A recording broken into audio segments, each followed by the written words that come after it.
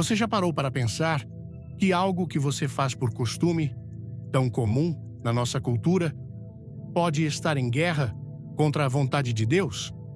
É hora de abrir os olhos. Você sabia que existem ações cotidianas que, embora pareçam inofensivas, na realidade, abrem portas espirituais para o inimigo? A Bíblia nos adverte claramente. Em Efésios, capítulo 5, versículo 11, está escrito: "Não participem das obras infrutíferas das trevas, mas, pelo contrário, denunciem-nas." Este versículo não é apenas uma recomendação, é um alerta urgente. Existem comportamentos que, quando adotados por cristãos, não apenas comprometem nossa fé, mas podem ser considerados pactos silenciosos com o satânico. Hoje aprofundaremos em 5 coisas que você nunca deveria fazer se deseja verdadeiramente caminhar com Deus.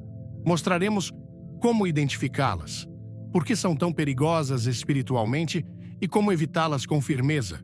Este vídeo não apenas abrirá seus olhos, mas também o ajudará a fechar qualquer acesso oculto que o inimigo possa estar usando em sua vida. Você está pronto para entender o que Deus reservou para você? Desde tempos antigos, Deus tem sido claro ao nos advertir sobre certas práticas que, embora o mundo possa considerar inofensivas ou até espirituais, na verdade representam uma aberta traição à sua palavra. Antes de começar, deixe um nos comentários se você quer proteger sua vida espiritual e se inscreva para não perder nenhuma revelação. Vivemos em uma era onde as trevas se disfarçam de luz, onde o oculto se apresenta como sabedoria e onde muitas pessoas, mesmo dentro do povo cristão, participam de ações que Deus profundamente detesta.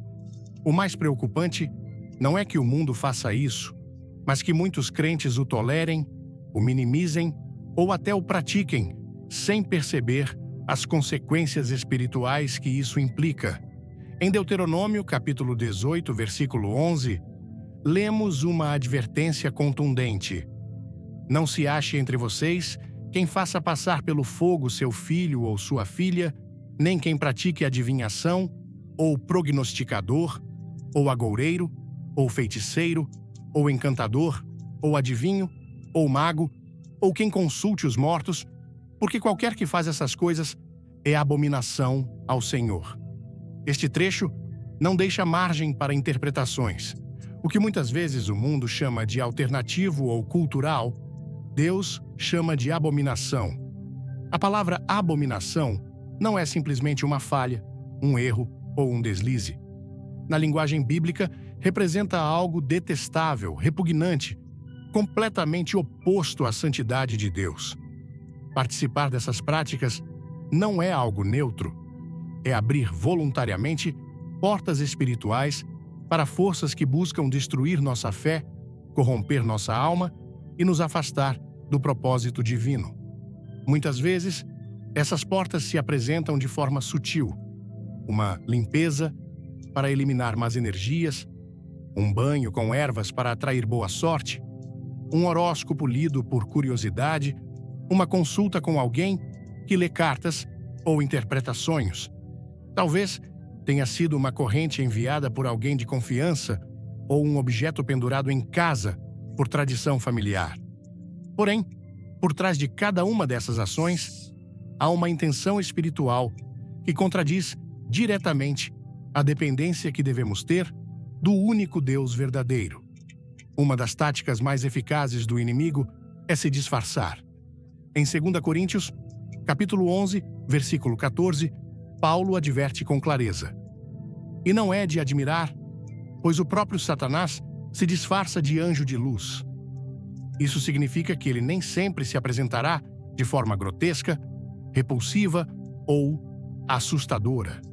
Pelo contrário, ele se infiltrará no cotidiano, no cultural, no aparentemente inofensivo, para seduzir, enganar e fazer com que, pouco a pouco, você se afaste da presença de Deus. Curtiu essa mensagem? Comente fogo e clique no like. Fique até o final. Tem uma surpresa que vai abalar sua fé. O mundo tem romantizado essas práticas. Elas são vendidas em mercados, promovidas nas redes sociais, incluídas em filmes e séries, como se fossem parte de uma conexão superior com o universo. Mas a Bíblia é firme. Em Oséias, capítulo 4, versículo 6, está escrito: "O meu povo está sendo destruído porque lhe falta conhecimento." O desconhecimento não protege. Participar do que Deus condenou não o torna mais sábio. Torna-o espiritualmente vulnerável. Há quem diga: "Mas eu não acredito nisso, só faço por costume." No entanto, o espiritual não depende das suas intenções, mas das suas ações. Não é necessário acreditar no veneno para que ele cause dano. Assim como o fogo queima sem perguntar se você o tocou por acidente ou por ignorância, o satânico opera sob princípios espirituais que respondem à legalidade, não à sua compreensão. Se você toca o que é impuro, o impuro o contamina. Em Ezequiel, capítulo 44, versículo 23, diz que os sacerdotes deviam ensinar o povo a discernir entre o santo e o profano, entre o puro e o impuro. Hoje, esse chamado permanece vigente. Como cristãos, somos chamados a identificar o que vem de Deus e o que é uma armadilha espiritual. Nem tudo que brilha é luz e nem tudo que parece espiritual provém do Espírito Santo. Um dos erros mais comuns é presumir que se algo funciona ou produz resultados, então é válido. Mas o poder não garante pureza. O fato de algo ter efeito não significa que seja aprovado por Deus. Em Êxodo, capítulo 7, versículo 10, quando Moisés lançou sua vara diante do faraó e ela se transformou em serpente, os feiticeiros do faraó fizeram o mesmo com seus encantamentos. Eles tinham poder, mas a fonte não era divina. Isso demonstra que o poder espiritual também pode vir do inimigo. A diferença está na fonte, e quando dependemos de outra fonte que não seja Deus, entramos em um terreno espiritualmente perigoso. Em muitas culturas, consultar os mortos ou praticar espiritismo é apresentado como uma forma de honrar os antepassados. No entanto, a palavra de Deus proíbe categoricamente essa prática. Em 1 Samuel, capítulo 28, o rei Saul, desesperado pela falta de direção divina, recorreu a uma adivinha para invocar o espírito de Samuel. Embora o espírito tenha falado, o resultado foi trágico. Em 1 Crônicas, capítulo 10, versículo 13, lemos: "Assim morreu Saul por sua rebelião, com que prevaricou contra o Senhor, porque consultou uma adivinha e não consultou o Senhor. Por isso, ele o matou e transferiu o reino a Davi." Não é uma história isolada. É um princípio espiritual eterno. Consultar fontes alheias a Deus é rebelião. E a rebelião sempre traz julgamento. Muitas pessoas também caem na armadilha de usar objetos que se apresentam como protetores. Pulseiras vermelhas, cristais energéticos, velas coloridas, estampas abençoadas por pessoas sem autoridade espiritual legítima, figuras de santos misturadas com símbolos pagãos. Tudo isso faz parte de um sincretismo que Deus aborrece. Em Isaías, capítulo 42, versículo 8, está declarado com firmeza: "Eu sou o Senhor. Este é o meu nome, e a minha glória não a darei a outro, nem o meu louvor às imagens de escultura." Usar símbolos alheios para suposta proteção espiritual é reconhecer, ainda que inconscientemente, que Deus não é suficiente. É dizer ao céu: "Preciso de um reforço, porque não confio totalmente na tua cobertura." E isso em si é idolatria. Quer saber o que Deus condena? Deixe um comentário com amém e se inscreva agora. O final do vídeo vai te chocar. Jesus foi radical ao ensinar sobre a pureza espiritual. Ele não veio para misturar a verdade com a tradição, mas para trazer luz onde havia trevas. Em Mateus, capítulo 6, versículo 24, ele disse: Ninguém pode servir a dois senhores, porque ou odiará um e amará o outro, ou se dedicará a um e desprezará o outro. Não podeis servir a Deus e às riquezas. Esse princípio se aplica a tudo o que é espiritual. Não se pode ser de Deus e, ao mesmo tempo, participar do oculto. Não se pode orar a Deus e acender uma vela a um santo para reforçar. Não se pode confiar no Espírito Santo e, ao mesmo tempo, consultar o horóscopo para saber como será o seu dia. Ou você está sob a cobertura do Altíssimo, ou está abrindo sua vida à manipulação do inimigo. Muitas dessas práticas são herdadas.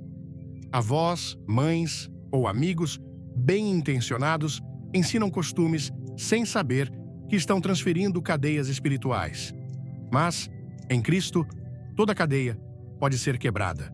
A luz sempre vence as trevas. Em Atos, capítulo 19, versículos 18 e 19, lemos que muitos dos que creram confessavam suas práticas ocultas e traziam seus livros de magia para queimá-los publicamente. O resultado foi um poderoso avivamento espiritual. O texto diz: assim, crescia e prevalecia poderosamente a palavra do Senhor. Esse trecho não é apenas uma história, é um modelo. Para que a palavra cresça em sua vida, primeiro você precisa destruir o que Deus condenou. Deus quer uma relação direta com você. Não há necessidade de mediadores, objetos, rituais ou fórmulas externas. Você precisa apenas de um coração rendido e uma vida consagrada. Em Jeremias, capítulo 33, versículo 3, está escrito: Clama a mim e responder-te-ei, e mostrar-te-ei coisas grandes e ocultas que não sabes. Se você precisa de orientação, peça a Deus. Se precisa de proteção, declare a sua palavra. Se sente confusão, abra a Bíblia e deixe o Espírito Santo falar com você. Não há necessidade de recorrer a práticas contaminadas quando você tem acesso direto ao trono da graça. Não importa se no passado você participou dessas coisas, seja por ignorância ou por costume. Hoje é o dia em que você pode fechar essas portas. Hoje é o dia em que você pode renunciar a tudo o que não vem de Deus e alinhar sua vida com a verdade. Deus é um Deus zeloso, não porque seja inseguro, mas porque Ele o ama profundamente. Ele não compartilha seus filhos com as trevas. Por isso, se você sente que esta mensagem o está confrontando, não a ignore. É o Espírito Santo tocando seu coração. Ele não o condena. Ele o chama. Ele não o acusa. Ele o convida a sair da escuridão e caminhar na luz. Se essa palavra tocar seu coração, comente "Glória a Deus" e dê um like. Não saia antes do final, há uma mensagem especial para você. A vitória espiritual não se alcança com força humana. Alcança-se com entrega total. Em Tiago, capítulo 4, versículos 7 e 8, está escrito: Sujeitai-vos, pois, a Deus. Resisti ao diabo, e ele fugirá de vós. Chegai-vos a Deus, e ele se chegará a vós. Limpai as mãos, pecadores, e vós, de coração dobre, purificai os vossos corações. Este chamado é para todos nós. Não se trata apenas de nos afastarmos do mal, mas de nos aproximarmos do bem. Não se trata apenas de não tocar o impuro, mas de abraçar o sagrado com todo o coração. Quando você decide viver uma vida santa, você não se torna religioso, você se torna livre. A santidade não é opressão, é proteção. A obediência não é carga, é caminho. Caminhar longe do que Deus chama de abominação não o isola. Conecta-o, não com o mundo, mas com o céu. E quando você está conectado com o céu, a paz, a direção e a presença de Deus começam a fluir naturalmente sobre sua vida. É então que você pode caminhar com autoridade, orar com fé e viver com propósito. Hoje, pode ser esse ponto de partida. Hoje, você pode fechar as portas que o inimigo usou para entrar. Hoje, você pode romper com maldições geracionais, destruir objetos contaminados, renunciar a palavras declaradas fora da vontade de Deus e abrir sua vida completamente à direção do Espírito Santo. Não é necessária uma cerimônia elaborada. Basta sinceridade, arrependimento e decisão. O céu está esperando sua resposta.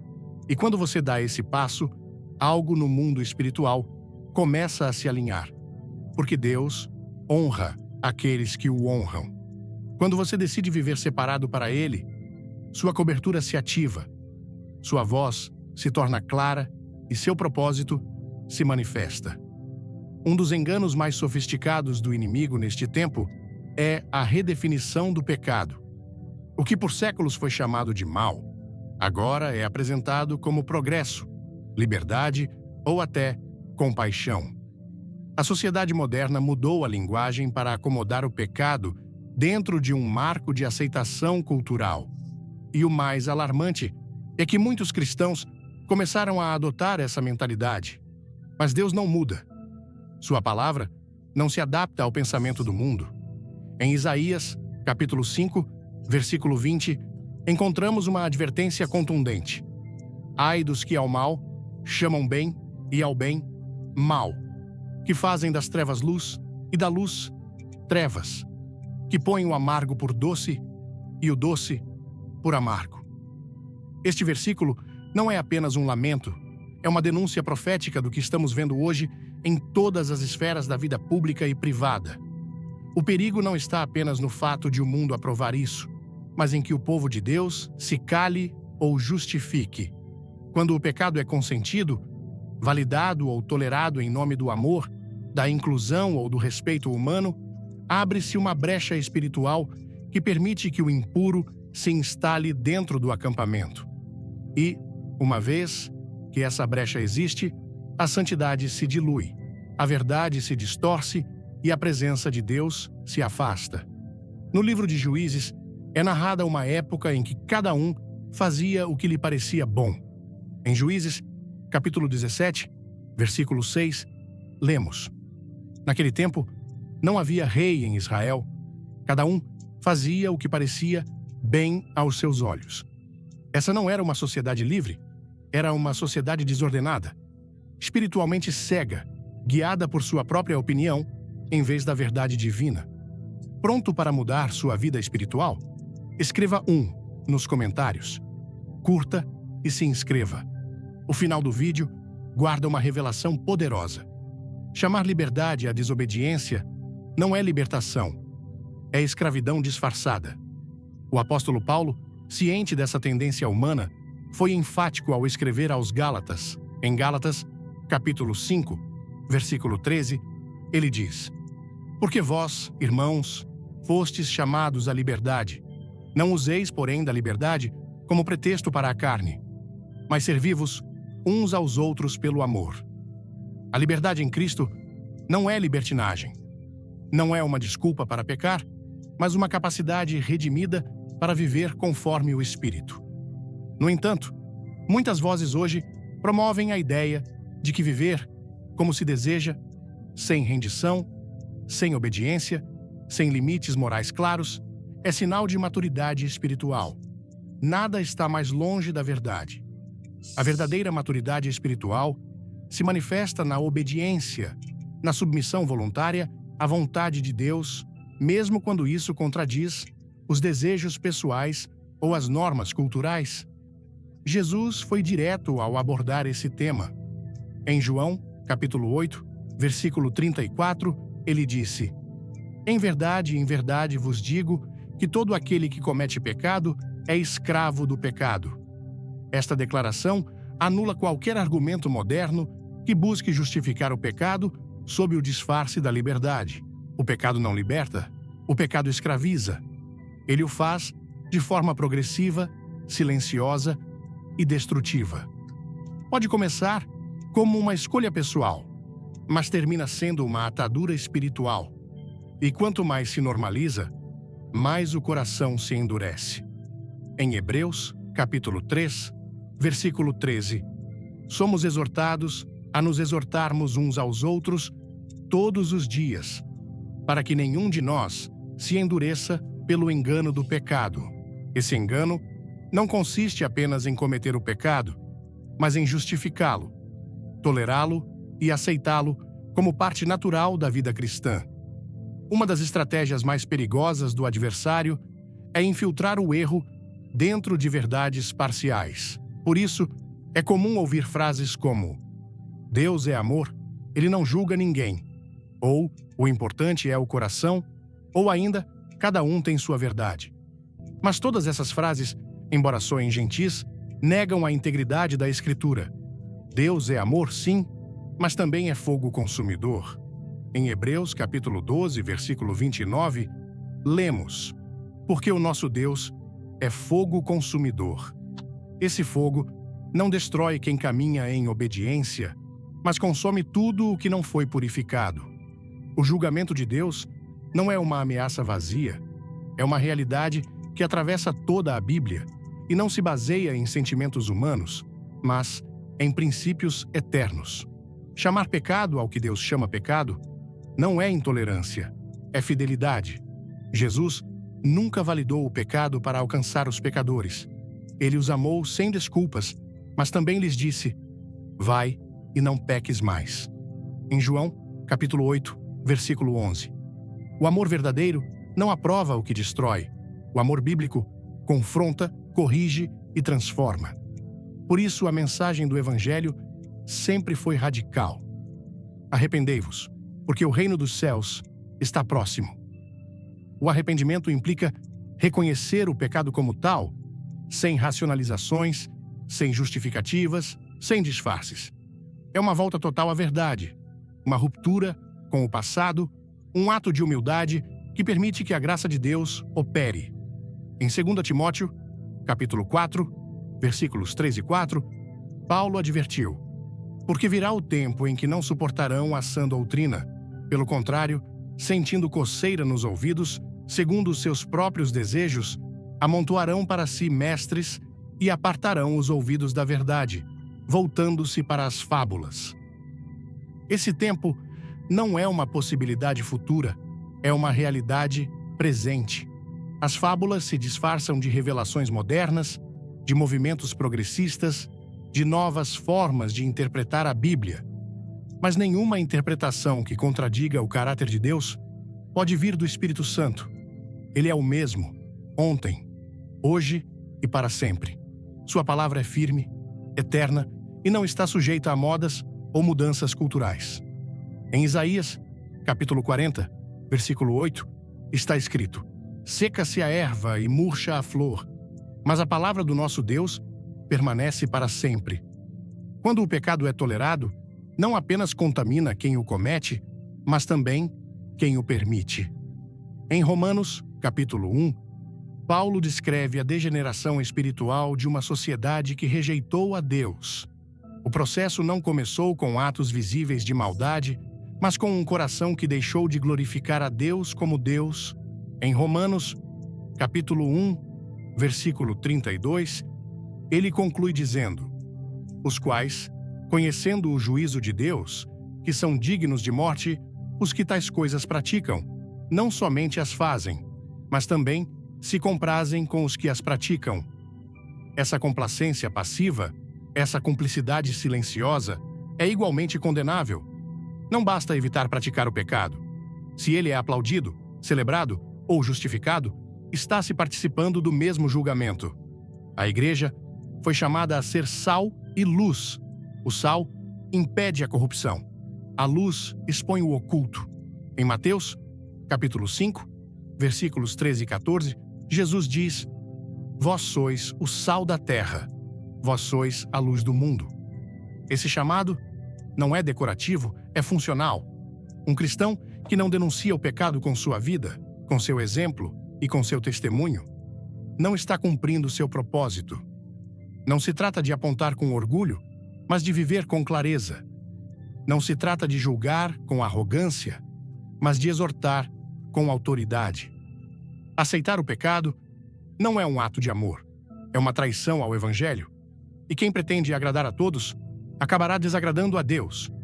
Em Gálatas, capítulo 1, versículo 10, Paulo escreveu: Porventura, busco eu agora o favor dos homens, ou o de Deus, ou procuro agradar aos homens?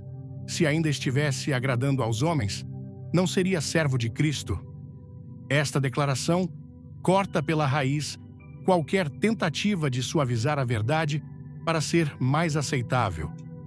A mensagem do reino não foi projetada para ser confortável, foi projetada para ser redentora. E a redenção sempre começa com a confrontação. Deus não precisa de uma igreja popular, ele precisa de uma igreja pura. Ele não busca comunidades que negociem com o pecado, mas congregações que vivam em santidade. Em Efésios, capítulo 5, versículo 27, é descrita a meta de Cristo para a sua igreja. Uma igreja gloriosa, sem mancha, nem ruga, nem coisa semelhante, mas santa e irrepreensível. Essa não é uma expectativa simbólica, é uma exigência espiritual. E essa pureza começa quando toda aliança com as trevas é rompida, incluindo a aliança da indiferença, da tolerância e da aprovação silenciosa do pecado. O cristão que verdadeiramente nasceu de novo não busca desculpas para pecar, busca razões para obedecer. Não pergunta quanto Deus pode tolerar sem punir, mas quanto pode se aproximar dele sem se distrair. Em 1 Pedro, capítulo 1, versículos 14 a 16, somos exortados: como filhos obedientes, não vos conformeis com os desejos de outrora, quando estáveis na vossa ignorância, mas como é santo aquele que vos chamou, sede vós também santos em todo o vosso procedimento, porque está escrito: sede santos, porque eu sou santo. Essa santidade não é opcional, é essencial, e só se alcança quando o pecado é rejeitado em todas as suas formas, incluindo as mais sutis. Aceitar o pecado em nome da tolerância não é um ato de compaixão, é um acordo espiritual com as trevas, e todo acordo feito fora do pacto de Deus termina em ruína. Por isso, é vital recuperar a consciência espiritual, o temor reverente, o discernimento que permite identificar o mal, mesmo quando vem disfarçado de bem. O inimigo não precisa que você se torne um rebelde para destruí-lo, basta que você se torne passivo diante do pecado. Mas hoje, Deus está chamando seu povo a despertar, a erguer a voz, a recuperar a pureza que traz sua glória e a viver uma fé sem mistura, sem duplicidade, sem diluir a verdade. No coração de todo pecado, existe uma raiz mais profunda que nem sempre se percebe à primeira vista: a rebelião. Não é uma rebelião visível ou ruidosa. Muitas vezes, não se manifesta em gritos ou atos extremos. Ela se disfarça de independência, de autossuficiência, de uma suposta maturidade espiritual que, na realidade, cortou o vínculo com a autoridade divina. Essa atitude não é nova. Foi o próprio Lúcifer quem, antes de cair, disse em seu coração: subirei ao céu, acima das estrelas de Deus, exaltarei o meu trono e serei semelhante ao Altíssimo. Em Isaías, capítulo 14, versículos 13 e 14. Essa declaração marcou a origem de toda rebelião espiritual. Não começou com um ato visível, mas com uma intenção interna: o desejo de não depender mais de Deus, de estabelecer seu próprio caminho, de determinar por si mesmo o que era bom. Esse mesmo espírito segue ativo, adotando novas formas, camuflado em palavras como empoderamento, liberdade pessoal ou autodefinição. Mas o princípio não mudou. Onde há uma atitude de autossuficiência, há uma rejeição tácita à autoridade de Deus. A autossuficiência espiritual é perigosa porque parece razoável. Ela se apoia em conquistas pessoais, em conhecimento acumulado, em experiências vividas. No entanto, a palavra é clara. Em Provérbios capítulo 3, versículo 5, está escrito: confia no Senhor de todo o teu coração e não te estribes na tua própria prudência. A confiança em si mesmo não é virtude quando desloca a dependência de Deus.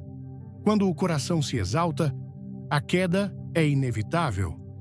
No livro de 1 Samuel, encontramos a história do rei Saul, um homem chamado e ungido por Deus, mas que permitiu que sua independência o levasse a desobedecer. Quando Deus lhe ordenou destruir completamente os amalequitas, Saul decidiu modificar a instrução. Ele guardou o melhor do despojo e justificou sua ação como um ato de adoração. Mas Deus não viu isso como obediência criativa, mas como rebelião. O profeta Samuel confrontou Saul com uma declaração que revela a essência desse princípio espiritual. Em 1 Samuel, capítulo 15, versículo 23, lemos: Porque a rebelião é como o pecado de adivinhação, e a obstinação é como idolatria e culto aos ídolos. Em outras palavras, rebelar-se contra a vontade de Deus, mesmo sob o disfarce de boas intenções, é tão grave quanto consultar espíritos ou adorar ídolos.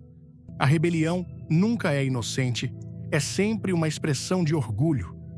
O problema não está apenas em agir fora da vontade de Deus, mas em acreditar que se pode agir melhor que Deus. Esse pensamento levou o povo de Israel a repetir um padrão destrutivo por gerações. No deserto, após serem libertados do Egito, eles questionavam constantemente Moisés, desafiavam as instruções divinas e murmuravam contra a direção estabelecida. Em Números, capítulo 14, versículo 9, Josué e Calebe fizeram um chamado urgente: Não sejais rebeldes contra o Senhor, nem temais o povo desta terra. A rebelião não apenas desconecta o indivíduo da autoridade espiritual, também o expõe a derrotas que poderiam ter sido evitadas sob a cobertura divina. Um coração rebelde resiste à correção, se incomoda quando é confrontado, se escuda em argumentos, se justifica, se isola e começa a viver sob sua própria luz. Mas Isaías, capítulo 50, versículo 11, lança uma advertência para aqueles que seguem esse caminho. Eis que todos vós, que acendeis fogo e vos cingis de faíscas, andai à luz do vosso fogo, e entre as faíscas que acendestes. Isto vos vem da minha mão, em tormentos sereis sepultados. Essa é a consequência inevitável de quem decide caminhar guiado por sua própria luz, em vez de se submeter à luz de Deus. A falsa iluminação produz confusão e a confusão espiritual conduz à destruição. Jesus foi a expressão perfeita de obediência. Ele, sendo igual a Deus, não considerou o ser igual a Deus como algo a que se agarrar, mas se esvaziou de si mesmo, tornando-se obediente até a morte. Em Filipenses capítulo 2, versículos 6 a 8, versículo 6, essa atitude contrasta radicalmente com o mundo atual, onde se promove a exaltação pessoal, a autossuficiência, a busca por glória própria. Mas o reino de Deus não se edifica sobre o eu, mas sobre a negação do eu. Jesus disse: Se alguém quer vir após mim, negue-se a si mesmo, tome sua cruz cada dia e siga-me. Em Lucas, capítulo 9, versículo 23. Ele não disse para se afirmar, se expressar ou se empoderar, ele disse para se negar. Esse mandato é claro e seu rejeição é evidência de um espírito rebelde que ainda não foi quebrantado. O apóstolo Pedro advertiu sobre aqueles que desprezam o senhorio e não temem blasfemar contra as autoridades superiores. Em 2 Pedro, capítulo 2, versículo 10. Essa atitude se manifesta na irreverência, na zombaria contra o sagrado, no rejeição à correção e na falsa crença de que cada um pode ser sua própria autoridade espiritual. Mas o desígnio de Deus sempre envolveu cobertura, sujeição e obediência. Ninguém cresce espiritualmente sem estar sob autoridade. O próprio Jesus se sujeitou a João para ser batizado, ao Pai para cumprir a missão e à Escritura em cada decisão. Essa sujeição não o fez fraco, o fortaleceu, não o limitou, o validou. A rebelião é especialmente perigosa porque se disfarça de discernimento. Às vezes, apresenta-se como uma visão distinta, uma nova forma de ver as coisas, uma crítica construtiva. Mas, quando essa visão leva ao isolamento, quando esse discernimento desacredita toda liderança e quando essa luz contradiz a palavra, não é luz, é treva. Jesus disse que, se a luz que há em você são trevas, quão grandes não serão essas trevas? Em Mateus, capítulo 6, versículo 23. Essa declaração não se refere àqueles que vivem em pecado evidente, mas àqueles que creem estar caminhando na verdade, mas estão guiados por seu próprio julgamento. O livro de Judas descreve com força aqueles que se rebelaram contra a ordem divina. Eles são comparados a estrelas errantes, nuvens sem água, árvores sem fruto. Desviaram-se como Caim, corromperam-se como Balaão e pereceram como Coré. Em Judas, versículos 11 a 13. Este último, Coré, desafiou a autoridade de Moisés, acreditando que todos tinham igual acesso a Deus e que não era necessário seguir uma liderança estabelecida. Seu argumento tinha a aparência de justiça, mas foi movido por orgulho. O julgamento foi imediato, a terra se abriu e os engoliu vivos. Em Números, capítulo 16. Essa história não é apenas um relato histórico, é uma advertência eterna. Deus não toma a rebelião, mesmo encoberta sob a aparência de espiritualidade com leviandade. A autossuficiência não é apenas uma atitude mental, é uma postura espiritual que bloqueia a intervenção divina. Deus resiste aos soberbos, mas dá graça aos humildes. Em Tiago, capítulo 4, versículo 6. Essa resistência não é castigo, é uma consequência natural. Quando alguém se exalta, não há espaço para que Deus o levante. Quando alguém confia plenamente em seu raciocínio, não pode receber revelação. Quando alguém rejeita o conselho, não pode caminhar em sabedoria. A rebelião fecha portas que só a humildade pode abrir. Para voltar ao desígnio de Deus, é necessário quebrar toda a autossuficiência. É necessário reconhecer que sem Ele não há direção, não há fruto, não há vida. Jesus disse: separados de mim, nada podeis fazer. Em João, capítulo 15, versículo 5. Essa declaração não admite meios termos. Não se trata de fazer algumas coisas com Ele e outras sozinho. Trata-se de viver completamente dependente. A oração deixa de ser um ato religioso e se torna uma necessidade vital. A obediência deixa de ser uma opção e se torna uma expressão de amor. A sujeição deixa de ser vista como opressão e passa a ser cobertura. Nesse lugar, a rebelião não tem espaço e a alma pode descansar na direção perfeita do Espírito. Não há progresso verdadeiro quando o vínculo com a fonte é rompido. Não há crescimento quando o coração está em conflito com o trono de Deus. A rebelião, por mais sofisticada que pareça, sempre será um ataque à ordem divina. E todo ataque à ordem de Deus termina em julgamento. Por isso, em Hebreus, capítulo 13, versículo 17, os crentes são exortados a obedecer aos seus pastores e sujeitar-se a eles, porque eles velam pelas suas almas como quem deve prestar contas. Esse princípio de sujeição não é uma estrutura humana, é um desígnio celestial. Deus honra a obediência porque é a linguagem do reino. Se a rebelião foi a marca de Satanás, a obediência é a marca dos filhos de Deus. Cada vez que um crente se submete, honra, escuta e obedece, ele está declarando ao mundo invisível que pertence ao reino da luz. Mas cada vez que um crente decide agir por conta própria, resistir à correção ou desprezar o conselho, ele está repetindo a história de quem foi expulso do céu por querer ser como Deus. Neste tempo, onde a exaltação do eu substituiu a rendição, Deus está buscando corações que voltem a depender dele em tudo. que vivam não por lógica, mas por fé, que não se guiem pelo que sentem, mas pelo que ele disse, que não levantem seus próprios altares, mas se prostrem diante do único altar verdadeiro. Só nesse lugar há vida, propósito e proteção. Tudo o mais é um espejismo que conduz à ruína. As palavras não são inofensivas. Não são apenas sons que se dissipam no ar.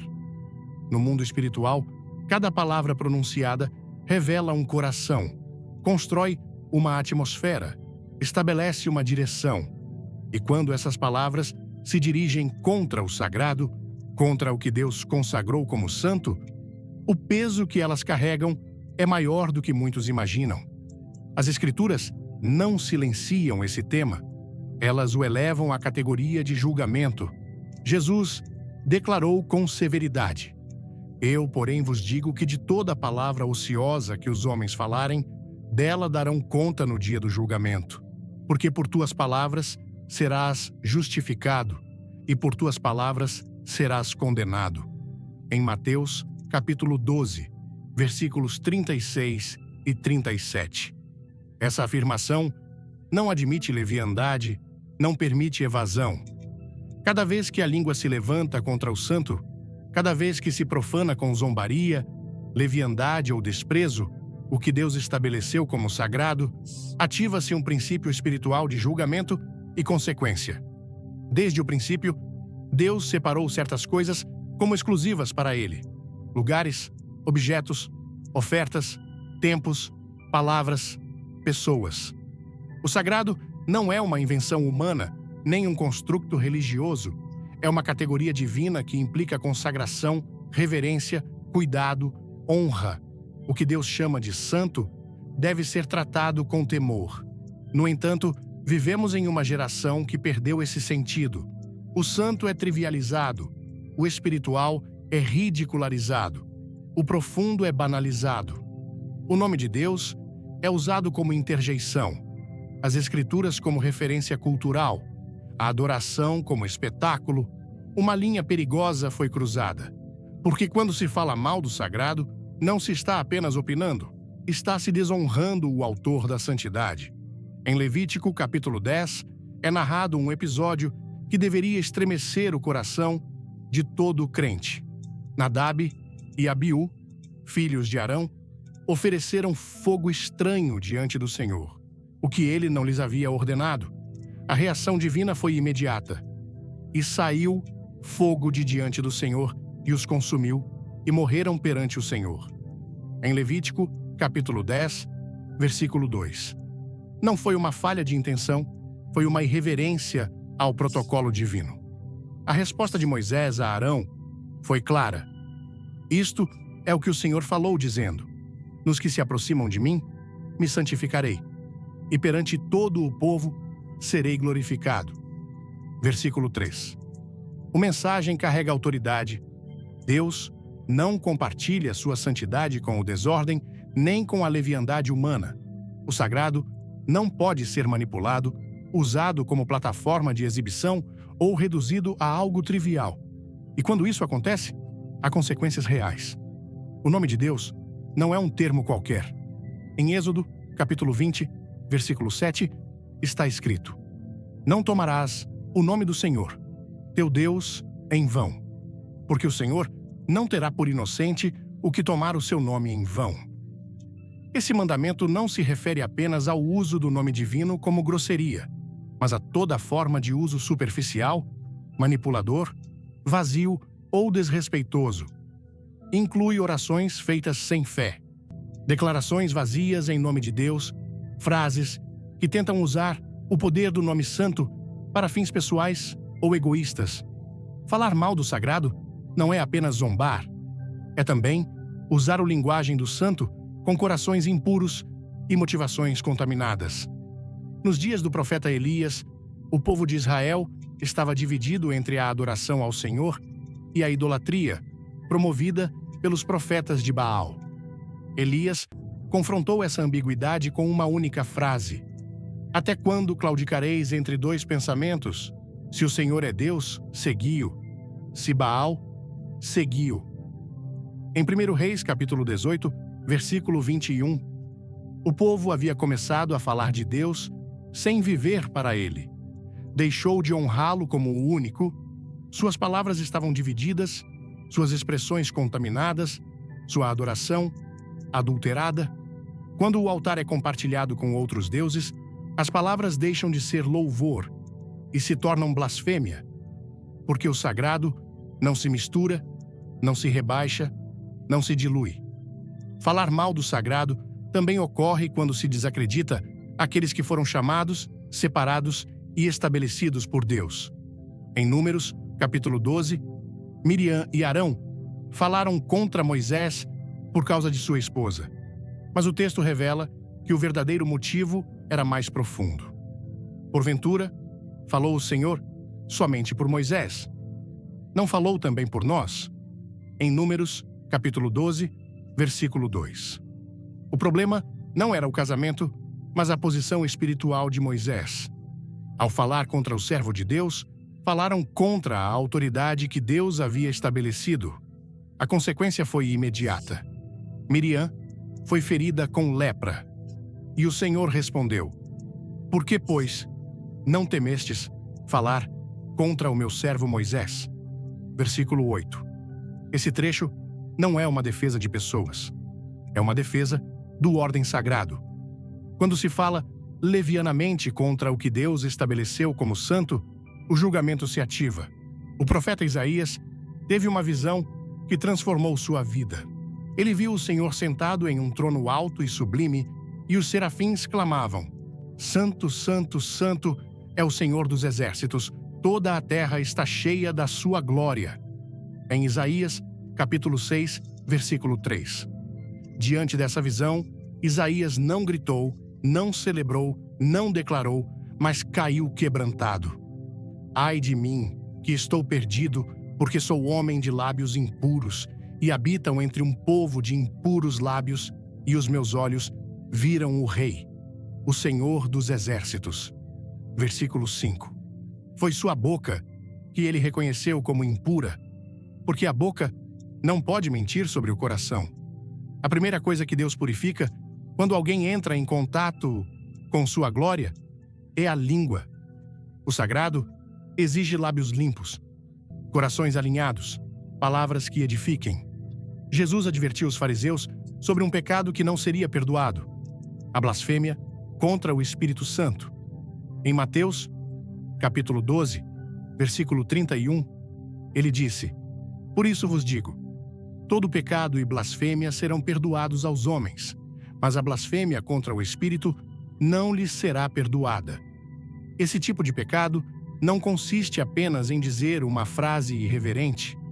É uma postura do coração que atribui ao inimigo o que foi feito por Deus, ou que despreza a obra do Espírito ao ponto de se fechar completamente à sua ação. Aqui se revela o nível mais alto de falar mal do sagrado. Quando se anula o poder do Espírito, quando se ridiculariza o santo, quando se desacredita o que foi ungido por Deus. O livro de Judas também descreve com severidade aqueles que falam mal do que não conhecem, e nas coisas que conhecem por natureza se corrompem como animais irracionais. Em Judas, versículo 10, essa descrição fala de pessoas que se atrevem a emitir julgamentos sobre assuntos espirituais sem discernimento, que opinam sobre o santo com leviandade, que criticam o que não entendem e zombam do que deveria inspirar temor reverente. A irreverência é o sintoma de um coração endurecido, e onde há irreverência, não há glória, porque a glória de Deus não habita em meio à leviandade, mas em meio à santidade. As Escrituras também revelam que nos últimos tempos haveria uma geração desobediente aos pais, ingrata, ímpia, sem afeição natural, caluniadores, intemperantes, cruéis, inimigos do bem. Em 2 Timóteo, capítulo 3, versículos 2 e 3, a calúnia é uma forma de falar mal. A crítica destrutiva, a murmuração, o sarcasmo espiritual, o menosprezo pelo divino, tudo isso forma um ambiente contaminado que impede o mover de Deus. Quando se fala mal do sagrado, a linguagem se corrompe, a adoração se perverte, a doutrina se desvia. O salmista compreendia a importância do linguagem. Por isso, ele orou: Põe, ó Senhor, uma guarda à minha boca, guarda a porta dos meus lábios. Em Salmos, capítulo 141, versículo 3. Ele sabia que uma boca sem freio é uma porta aberta ao desastre espiritual. Também disse: Sejam agradáveis as palavras da minha boca e a meditação do meu coração perante a tua face, ó Senhor, rocha minha e redentor meu. Em Salmos, capítulo 19, versículo 14. Esse desejo revela o anseio de viver uma vida onde cada palavra seja digna de ser ouvida por Deus. Porque se o céu ouve, o céu responde. Mas se o céu se ofende, o céu se fecha. Na carta aos Efésios, Paulo exorta a não deixar sair palavras corrompidas. Não saia da vossa boca nenhuma palavra torpe, mas só a que for boa para a edificação, conforme a necessidade, para que ministre graça aos que a ouvirem. Em Efésios, capítulo 4, versículo 29. As palavras que desonram o sagrado não edificam, não dão graça, não transformam, apenas destroem, confundem e dividem. E por trás de cada palavra corrompida, há um espírito que busca minar a reverência. Não há neutralidade no falar. Ou se constrói o altar, ou se destrói, ou se honra o Deus Santo, ou se resiste à sua presença. Deus não pede perfeição no falar, mas pureza. Ele não exige eloquência, mas verdade. Ele não busca discursos adornados, mas corações sinceros que falem com temor e tremor diante do que é santo. Porque quando o coração entende o que significa o sagrado, a boca se torna um instrumento de honra, não de profanação. A língua deixa de ser usada para criticar o que não se entende e passa a proclamar o que Deus revelou. E nesse lugar, o céu se abre, a presença desce e a glória se manifesta. Há caminhos que parecem sabedoria, mas são atalhos para a ruína espiritual. Em sua raiz, a busca por poder fora de Deus revela um desejo de controle, de independência e de resultados imediatos. O coração humano, em seu estado caído, quer autoridade sem obediência, influência sem submissão, poder sem santidade. Mas todo acesso ao mundo espiritual que não esteja fundamentado na verdade de Deus é ilegítimo e, portanto, perigoso. Em João capítulo 10, versículo 1, Jesus advertiu: em verdade vos digo, quem não entra pela porta no aprisco das ovelhas, mas sobe por outro lugar, esse é ladrão e salteador. Nem todo aquele que opera no espiritual vem de Deus, nem toda manifestação de poder tem uma origem santa. Aquele que entra por outro lado, que busca atalhos, que acessa sem rendição, torna-se um usurpador. Ao longo da história bíblica, essa tentação tem sido constante. Desde o Éden, quando a serpente ofereceu a Eva o conhecimento do bem e do mal, a estratégia do inimigo tem sido a mesma: oferecer poder sem dependência, oferecer uma posição espiritual sem necessidade de comunhão com Deus. O erro não começou com uma ação física, mas com um diálogo que semeou dúvida sobre a suficiência de Deus. Foi assim que Deus disse? Em Gênesis, capítulo 3, versículo 1. Essa pergunta questionou a autoridade divina e apresentou uma alternativa: tomar, por conta própria, o que só Deus pode conceder. O mesmo ocorre hoje quando se busca revelação, cura, proteção ou direção por meios alheios ao Espírito Santo. A palavra não deixa espaço para neutralidades. Em Deuteronômio, capítulo 18, versículo 11, toda forma de acesso espiritual fora do desígnio divino é condenada. Não se ache entre vocês quem pratique adivinhação, ou prognosticador, ou agoureiro, ou feiticeiro, porque qualquer que faz essas coisas é abominação ao Senhor, o que em muitos contextos foi disfarçado de tradição, herança cultural ou espiritualidade alternativa é abominação diante do Senhor. Essa é a palavra exata que a Escritura usa. Não é erro, não é ignorância, não é costume inocente. É uma traição espiritual. Cada vez que se recorre a horóscopos, leitura de cartas, invocação de energias ou rituais de cura que não reconhecem Cristo como Senhor, entra-se em um terreno espiritual que não tem a cobertura de Deus.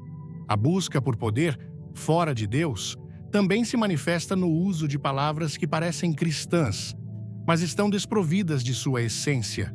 Declarações vazias, fórmulas repetidas, decretos sem o respaldo da obediência. Não é a palavra dita que produz efeito, é o Espírito Santo operando por meio de uma vida alinhada. Não é a repetição que ativa o céu, é a fé que obedece que move a mão de Deus. Em Mateus, capítulo 6, versículo 7, Jesus advertiu: "E orando, não useis de vãs repetições, como os gentios que pensam que por muito falarem serão ouvidos." O poder não está na forma, está na fonte. E se a fonte não é Cristo, o resultado será confusão, não direção. No livro de Atos, é relatado um episódio revelador. Alguns exorcistas ambulantes tentaram invocar o nome de Jesus sem ter uma relação com ele, dizendo: "Conjuro-vos por Jesus, a quem Paulo prega." Em Atos, capítulo 19, versículo 13. Mas os espíritos malignos responderam: "Conheço a Jesus e sei quem é Paulo, mas vós, quem sois?" Versículo 15. E o homem endemoniado lançou-se contra eles e os venceu. Aqui fica evidente que o poder espiritual não se imita, não se finge, não se manipula. Ou ele provém de uma relação real com Deus, ou se torna uma porta aberta ao ataque. Buscar poder fora de Deus, mesmo usando a linguagem de Deus, é uma estratégia perigosa que sempre termina mal. O anseio por controle espiritual levou muitos a recorrer a práticas que prometem resultados rápidos, mas comprometem a alma. Buscam-se objetos que protegem, fazem-se pactos sem discernimento, depende-se de figuras, frases ou pessoas como se fossem mediadores entre Deus e o homem. Mas a Escritura é clara, porque há um só Deus e um só mediador entre Deus e os homens, Jesus Cristo, o homem. Em 1 Timóteo, capítulo 2, versículo 5. Não há substitutos, não há atalhos, não há apoios paralelos. Todo o intento de canalizar poder por meios distintos ao Espírito Santo é uma ofensa direta à obra de Cristo. No deserto, Satanás tentou Jesus com poder, oferecendo-lhe todos os reinos do mundo se apenas se prostrasse diante dele. Jesus respondeu com autoridade: "Ao Senhor, teu Deus, adorarás, e só a Ele servirás." Em Mateus, capítulo 4, versículo 10. Essa resposta não foi apenas uma citação bíblica, foi uma declaração de um princípio espiritual absoluto. O poder, sem obediência, é uma armadilha. O acesso ao espiritual, sem rendição, é rebelião. Tudo o que promete força sem cruz, influência sem entrega, visibilidade sem santidade, é satânico em sua raiz, ainda que disfarçado de luz. Buscar poder fora de Deus é esquecer que o maior poder já foi dado, o poder de ser feito filho de Deus. Em João, capítulo 1, versículo 12, está escrito: "Mas a todos os que o receberam, deu-lhes o poder de serem feitos filhos de Deus." Esse poder não se negocia, não se invoca com fórmulas humanas, não se compra com pactos, ele se recebe pela graça, vive-se em santidade e ativa-se na obediência. Não há outra fonte. Tudo o mais é um espejismo. O maior perigo espiritual nem sempre está no que é abertamente escuro, mas no que parece luz, mas está vazio de poder.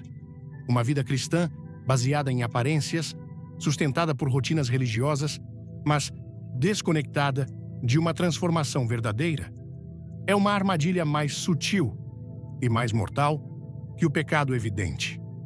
Porque o coração se engana acreditando que está bem, enquanto se afasta do fogo vivo da presença de Deus. Paulo disse com clareza profética ao advertir que nos últimos dias haveria aqueles que teriam aparência de piedade, mas negariam o seu poder. Em 2 Timóteo, capítulo 3, versículo 5. Essa negação não ocorre com palavras. Ocorre com uma vida que se conforma à forma exterior da fé, mas perdeu sua essência. Quando a fé se torna costume e a devoção se reduz a gestos sem substância, produz-se um vazio espiritual que pode ser preenchido por qualquer coisa. É nesse espaço que o inimigo opera com mais astúcia. Porque enquanto a alma se sente coberta pelas formas, o coração se endurece diante da voz do Espírito.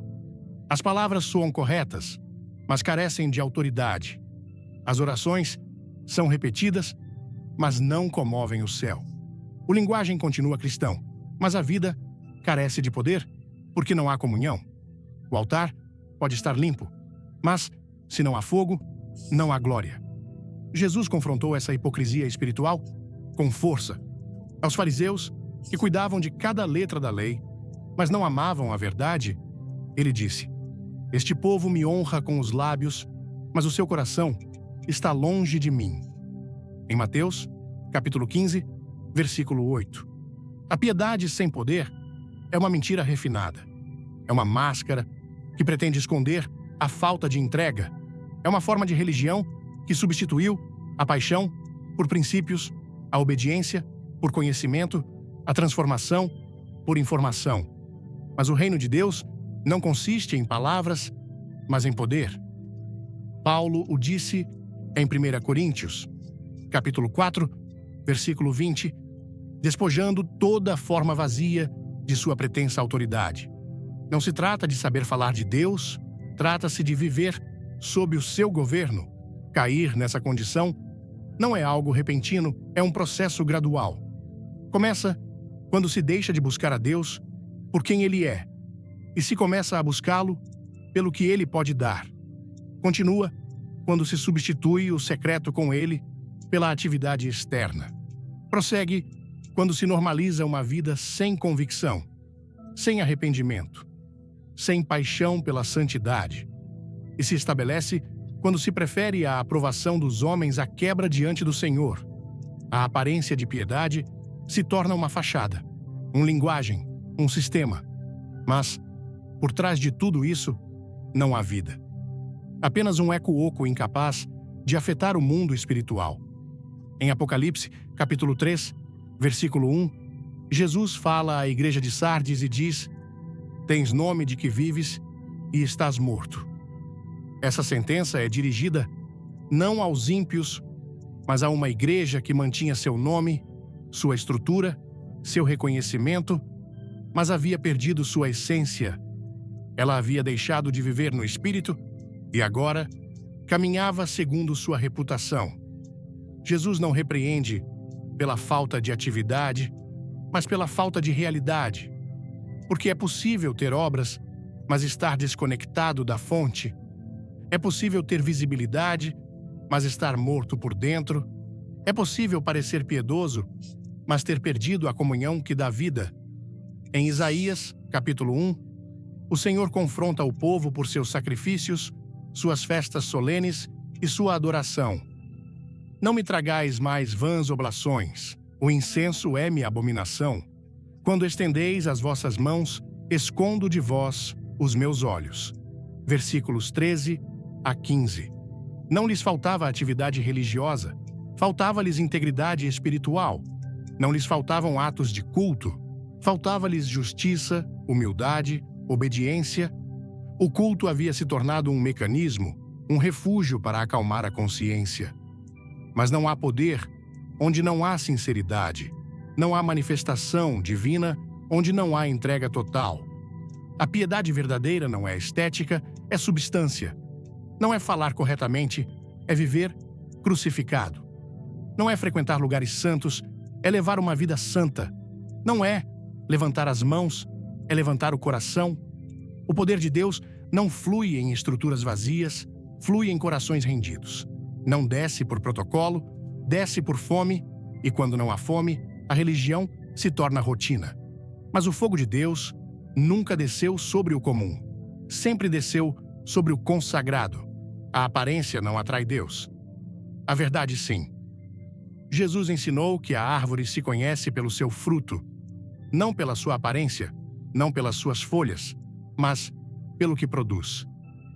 E ele disse que muitos lhe dirão: Senhor, Senhor, não profetizamos em teu nome, e em teu nome não expulsamos demônios? E ele responderá: Nunca vos conheci. Apartai-vos de mim, vós que praticais a iniquidade. Em Mateus, capítulo 7, versículos 22 e 23, não serão as palavras que determinarão a eternidade, mas a relação real com Ele. Não serão as atividades visíveis, mas a obediência invisível.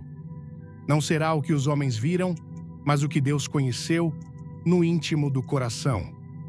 Por isso, esta é uma das advertências mais sérias, porque ter aparência de piedade, mas negar o seu poder, não apenas engana os outros, também adormece a alma. Faz crer que tudo está bem quando o espírito já se afastou. Oculta a necessidade de arrependimento sob uma fachada de devoção.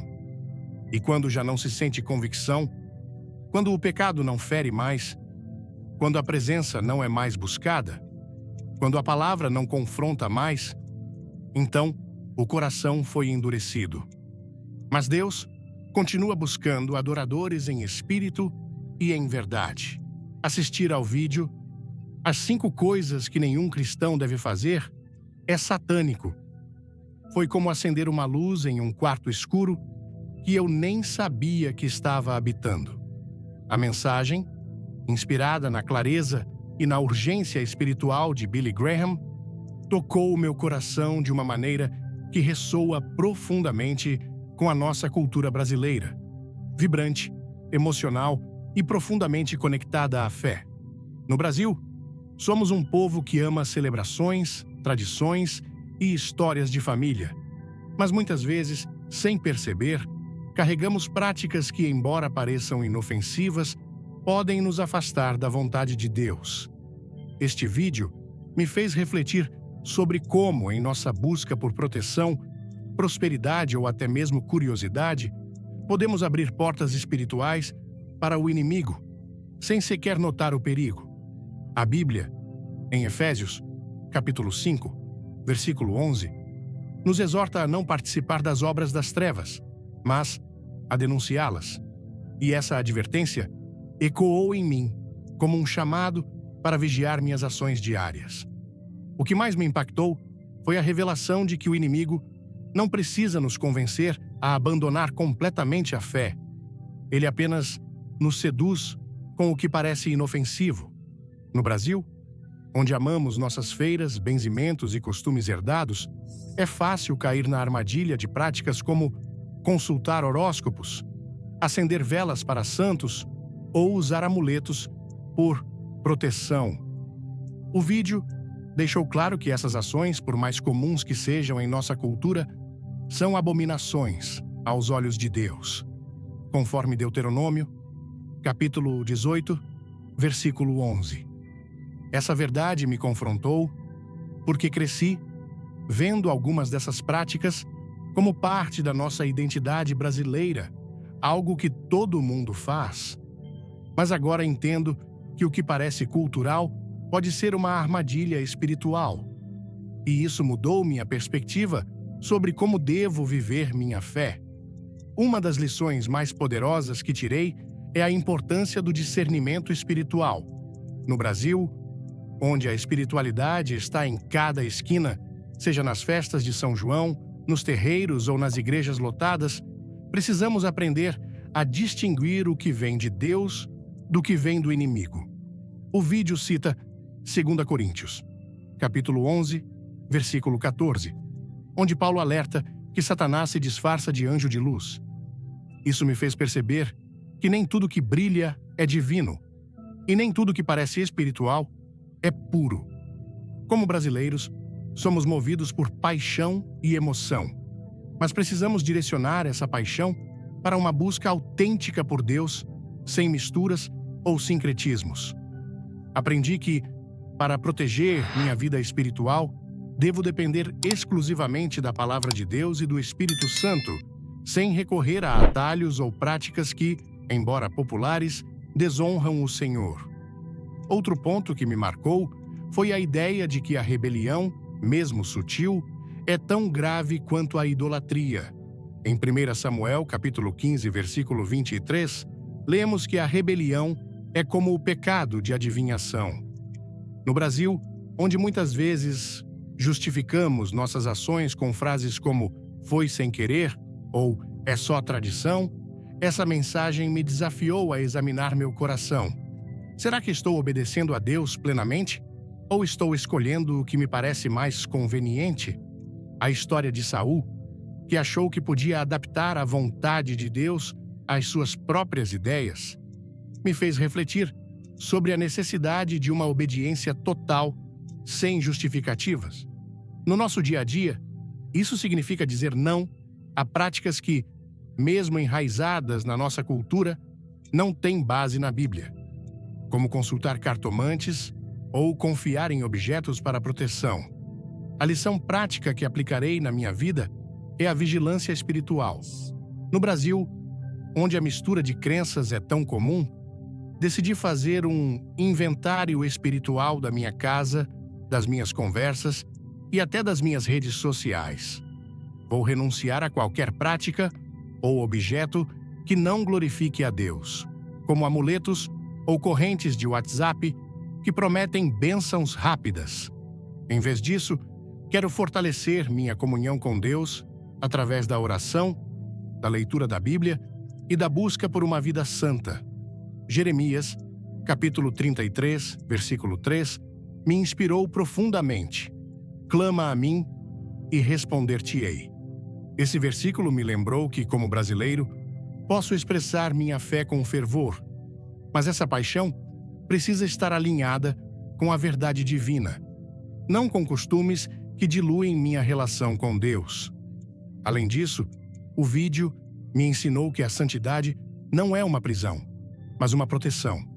No Brasil, onde somos tão calorosos e abertos, às vezes confundimos liberdade com permissividade. Mas Mateus, capítulo 6, versículo 24, deixa claro que não podemos servir a dois senhores. Escolher a santidade significa abrir mão do que o mundo chama de normal, para abraçar o que Deus chama de sagrado. Isso não é fácil em uma cultura tão diversa como a nossa, mas é libertador. Decidi que, em vez de seguir o que todo mundo faz, vou buscar o que Deus aprova, mesmo que isso signifique nadar contra a corrente. Por exemplo, vou evitar participar de conversas que banalizam o sagrado ou de práticas que misturam fé cristã com tradições pagãs, tão comuns em festas populares. Por fim, aprendi que a verdadeira liberdade espiritual vem da rendição. Em Tiago, capítulo 4, versículos 7 e 8, somos chamados a nos sujeitar a Deus e resistir ao diabo. No Brasil, onde amamos a ideia de liberdade, precisamos entender que a verdadeira liberdade está em viver sob a cobertura de Deus. Isso significa renunciar à autossuficiência, tão valorizada em nossa cultura de dar um jeito e depender totalmente do Senhor. Vou aplicar isso sendo mais intencional nas minhas escolhas, desde o que assisto na TV até as palavras que saem da minha boca. Quero que minha vida reflita a glória de Deus como um testemunho vivo em meio à nossa nação tão cheia de fé, mas também tão cheia de armadilhas espirituais. Essa mensagem me despertou para a urgência de viver uma fé pura, sem misturas, em um Brasil onde a espiritualidade é vibrante, mas nem sempre alinhada com a verdade. A partir de agora, meu compromisso é buscar a Deus com um coração humilde, rejeitar qualquer prática que o desonre e viver de maneira que minha vida seja um altar, não uma fachada. Que possamos, como brasileiros, transformar nossa paixão espiritual em uma busca pela santidade, para que o nome de Deus seja glorificado em cada canto do nosso país. Se essa mensagem tocou seu coração e despertou sua fé, deixe um amém nos comentários, curta o vídeo e compartilhe com quem precisa ouvir essa verdade. Inscreva-se no canal para não perder nenhuma palavra de vida que Deus tem para você. Fique até o final, porque há uma revelação poderosa esperando por você. Vamos juntos construir uma geração que honra a Deus com ações, palavras e um coração totalmente rendido.